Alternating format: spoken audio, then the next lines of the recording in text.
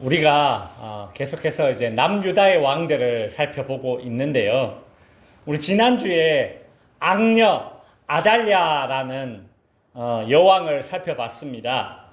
원래 이 아달랴는 빨간 글씨는 이제 북이스라엘의 왕이거든요. 북이스라엘의 악한 왕 아합의 딸이었는데 남유다의 여호람 왕과 결혼을 해서 시집을 왔죠. 남유다로 시집을 왔어요. 그래서 낳은 아들이 아하시아라는 아들이 있습니다. 근데 이 아하시아라는 아들이 북이스라엘, 그러니까 자기의 외삼촌 되죠. 요람이라는 북이스라엘 왕이 병들었을 때에 병문안 갔다가 쿠데타에 휘말려 죽죠. 그죠? 그러자 이 아달랴가 어떻게 합니까? 자기가 내가 남유다의 왕이 될 거야. 그래서 남유다의 모든 왕족들을 다 죽이고 자기가 스스로 남유다의 7번째 여왕이 되었습니다. 기억나시죠? 심지어 자기 핏줄들까지 다 죽였죠. 자기 손자까지 다 죽이려고 했습니다. 그런데 누가 살아남았어요? 요아스라는 젖먹이 아기가 살아남았죠. 그죠? 그래서 이 젖먹이 아기가 어디에 숨어 있었습니까? 성전에 숨어 있었어요. 요아스의 고모가 이 젖먹이 아기를 성전에 숨겨 놓았습니다. 근데 성전에 숨겨 놓았는데 이 악녀 아달랴는 바알 아세라 우상을 섬기느라 성전에는 한 번도 가본 적이 없어요. 하나님을 섬기는 성전에 관심도 없어요. 그 바람에 이 요아스는 성전에서 무사히 7살이 될 때까지 살 수 있었습니다. 그렇게 성전에서 요아스가 젖먹이 때부터 지낸 지 7년이 지나고 7살이 되었을 때에 이 요아스의 고모부 되는 여호야다라는 제사장이 군사들과 백성들을 이렇게 끌어모아서 무리를 일으켜서 이 악녀 아달랴 여왕을 몰아내고 7살짜리 이 아이 요아스를 남유다의 왕으로 딱 등극을 시킵니다. 그리고 나서 이 악녀 아달랴는 성 밖으로 끌려나가서 칼에 맞아 죽는 그런 비참한 죽음을 맞이하게 됩니다. 그렇게 구사일생으로 남유다의 파란색 글씨 보이면 8번 8번째 왕 요아스가 7살의 어린 나이로 남유다의 8번째 이제 왕이 되었습니다. 여러분, 어린 나이에 7살 그 나이에 왕이 된 요아스는 어떻게 남유다를 정치했을까요? 사람이 누구를 가까이 하느냐에 따라서 그 사람의 인생이 많이 달라집니다. 특별히 어린 나이일수록 그렇습니다. 여러분, 맹모 삼천지교라는 말 들어보셨죠? 맹자가 어릴 때 처음 살던 집이 외딴 집이었는데 그곳은 공동묘지 옆이었어요. 공동묘지 옆에 사니까 어린 아기, 이 아이 맹자가 늘 보는 것은 아이고 곡소리였습니다. 이 맹자가 어린 아이였을 때 늘 눈에 보이는 것이 곡소리 하는 거니까 놀 때 어떻게 놀았느냐 하면 아이고 하면서 곡소리를 흉내내고 놀았어요. 엄마가 아유 이래서는 안 되겠다. 이거 애 교육 환경에 좋지 않다 이래가지고 이제 이 어린 맹자를 데리고 시내 번화가로 이사를 갑니다. 시장 옆에 이제 집을 얻었어요. 근데 시장에 뭘 해요? 물건을 팔고 사고 이거 사시오. 이거 얼마입니까? 비싸요. 깎아주시오. 그런 일이 일어나잖아요. 그런 대화가 오고 가잖아요. 그러니까 이 맹자가 아이였을 때 늘 보는 게 또 그 모습이에요. 또 그 모습을 흉내내면서 그렇게 놀고 있습니다. 비싸요. 깎아주세요. 그래, 3살, 4살 이런 애가 그러고 있으니 이 맹자 엄마가 얼마나 기가 차겠어요. 아이고 안 되겠다. 여기도 안 되겠다. 또 이사를 갑니다. 세 번째 이사를 간 곳이 어디예요? 서당 옆이에요. 서당 옆에 이사를 가니까 서당에서 뭘 해요? 늘 책 읽는 소리가 들리는 거예요. 그래서 이 맹자가, 어린 맹자가 그 모습을 이렇게 보면서 따라하죠. 책 읽는 소리 하늘천 따지, 그물현 누르황 막 이러면서 이제 따라했다는 거 아닙니까? 그렇게 그 모습을, 글 읽는 모습을 따라하던 어린 맹자가 나중에 커서 아주 큰 학자가 되지 않습니까? 그죠? 이 요아스 왕도 그랬어요. 젖먹이 때 성전에 들어갔으니 7살 때까지 지내면서 늘 눈에 보는 건 뭐예요? 하나님께 예배드리는 모습이, 제사하는 모습이. 그래서 요아스 왕은 하나님을 섬기는 일에 아주 자연스러웠고 익숙했습니다. 뿐만 아니라 이 요아스는 7살의 어린 나이에 왕이 되었으니까 왕이지만 주변에 있는 어른들의 말에 이 영향을 많이 받았어요. 특별히 자신이 왕이 되도록 지켜주고 힘써준 이 고모 부대는 여호야다 제사장의 그 말을 잘 들었습니다. 오늘 본문 역대하 24장 2절에 보면 제사장 여호야다가 사는 날에 모든 날에 요아스가 여호와 보시기에 정직하게 행하였으며 라는 말이 나옵니다. 어릴 적에는 성전에서 지내면서 하나님께 예배드리는 모습을 늘 봐왔고 또 7살의 왕이 되고 난 이후에도 하나님을 섬기는 제사장 여호야다의 말을 늘 들으면서 그 말을 따랐으니까 하나님이 기뻐하는 그런 선한 정치를 하는 왕이 되었다는 것이죠. 이뿐만이 아닙니다. 어린 요아스가 이제 자라서 20살쯤 되었을 때에는 이제 장가갈 나이가 되었습니다. 그 어떤 신부를 맞이해야 할까요? 여러분, 우리가 이 남유다의 역사를 살펴봐서 알지만은 이 요아스 왕의 할아버지 여호람 왕은 악녀 아달랴와 결혼하는 바람에 그의 인생이 파탄났고 그 가문이 다 파탄났지 않았습니까? 아주 험한 꼴을 당하게 되었죠. 그러니까 이 요아스 왕도 이제 왕비를 잘 맞이해야 되는 겁니다. 어떤 왕비를 도대체 맞이해야 될까? 그렇죠? 이 요아스 왕에게 2명의 아내가 있었답니다.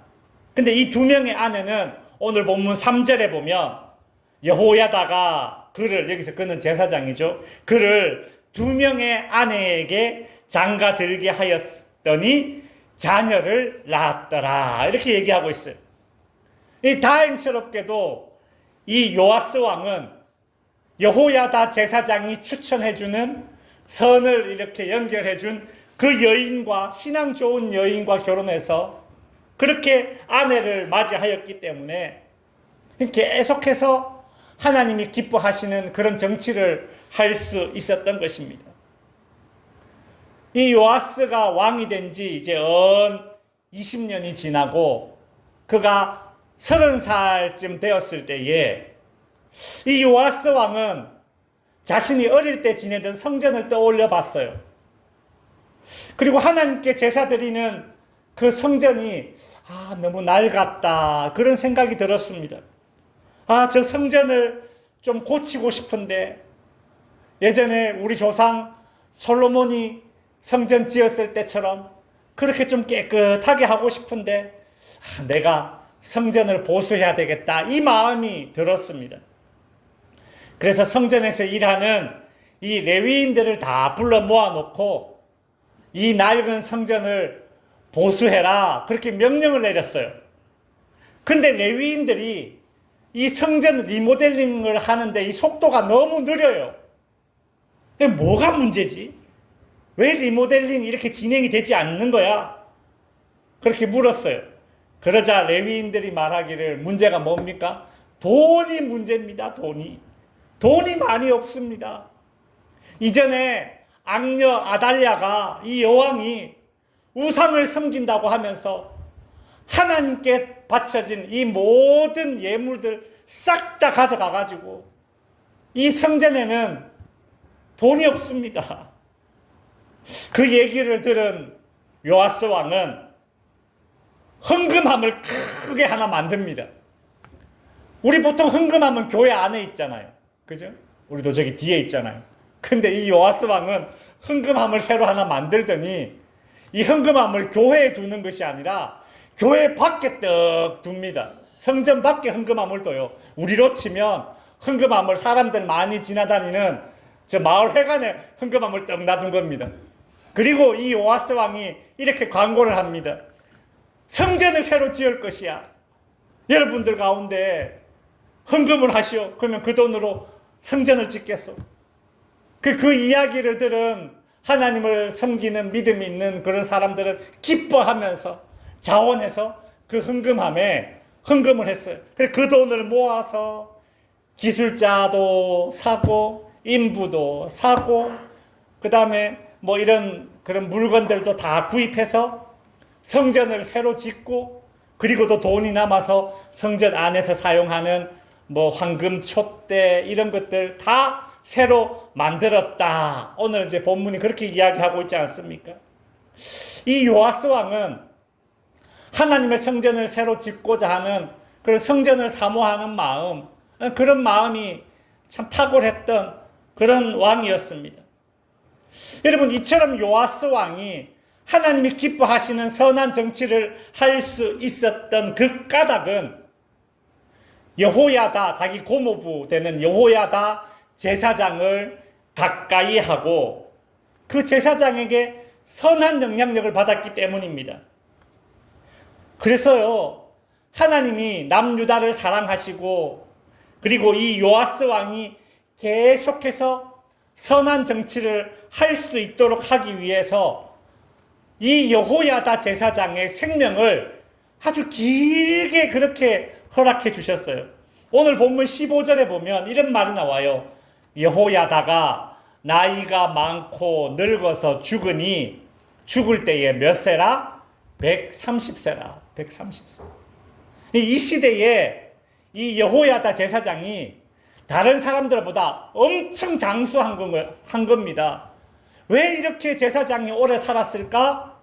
요아스 왕이 이 여호야다 제사장의 말을 잘 듣고 순종할 때에 그렇게 하나님이 기뻐하는 선한 정치를 하니까 하나님이 특별히 이 여호야다 제사장의 생명을 길게 이렇게 연장해 준 겁니다. 여러분, 예전에 어떤 목사님들이 그런 말씀 하셨어요. 사명자는 죽지 않는다. 이런 말을 해요. 그 말이 이 여호야다 제사장을 보면 딱 맞는 말이에요. 그죠? 이 요아스 왕에게 선한 영향력을 주고 그렇게 선한 말을 계속 해주니까 하나님이 그 제사장을 계속 생명을 길게 유지해줘서 130세나 살게 해줬다라는 것이죠. 여러분, 이 요아스 왕의 이야기가 여기서 딱 끝나면 좋겠는데 문제는 이 여호야다 제사장이 죽고 난 이후에 이제 문제가 발생했습니다. 오늘 본문 17절에 보면 세번역본에 이렇게 되어 있어요. 여호야다 제사장이 죽으니, 이 고모부 제사장이 130세에 죽었어요. 죽으니 유다 지도자들이 왕을 부추겨서 자기들의 말을 듣도록 하였다. 여러분, 제사장 여호야다가 죽자 신하들이 요아스 왕을 찾아와서 절을 하면서 그 왕의 마음을 얻고 왕을 부추겨서 그 자기들의 말을 듣게 만들었습니다. 도대체 이 신하들이 어떤 말을 했고 또 이 요아스 왕은 그 신하들의 어떤 말을 들었을까요? 18절에 보시면 요아스가 그의 조상들의 하나님 여호와의 전을 버리고 아세라 목상과 우상을 섬겼으므로, 이 악한 신하들이 요아스 왕에게 찾아와서 그 악한 말을 계속해서 부추기면서 하나님을 섬기는 신앙을 버리고 이 우상을 섬기도록 그렇게 만들었던 것입니다. 그러자 죽은 여호야다 이 제사장의 아들이 스가랴라는 사람이 있었는데 이 선지자였어요. 이 선지자가 요아스 왕을 찾아와서 왕이시여, 왕이 하나님을 버리면 어떡합니까? 다시 돌이키시오. 안 그러면 망합니다. 이렇게 책망을 하니까 이 요아스 왕이 어떻게 합니까? 그 악한 신하들의 말을 듣고, 아, 저놈이 내 이 왕의 권력을 약하게 만들려고 저러는구나. 그 악한 말을 듣고서는 이 자기 이 고모부의 아들이면 뭡니까? 고모부의 아들이 뭐가 돼요? 그죠? 사촌이죠. 그죠? 자기 사촌 되는 이 스가랴 선지자를 돌로 쳐서 죽입니다. 여러분 보십시오. 누구의 말을 듣느냐가 이렇게 중요해요. 악한 사람들의 말을 들으니까 하나님의 선지자, 그것도 자기에게 그렇게 은혜를 베풀어 준 여호야다 제사장의 아들, 자기 사촌을 말이죠, 돌로 쳐서 죽여버려요. 그것도 자기가 성전을 보수했던 그 성전 마당에서, 하나님의 성전 마당에서 하나님의 선지자를 돌로 쳐서 죽였습니다. 완전히 변질됐죠. 여러분, 이 요아스 왕은 어릴 때 성전에서 자랐고 여호야다 제사장의 말을 들을 때는 그 선한 영향력을 받아서 선한 정치를 하였습니다.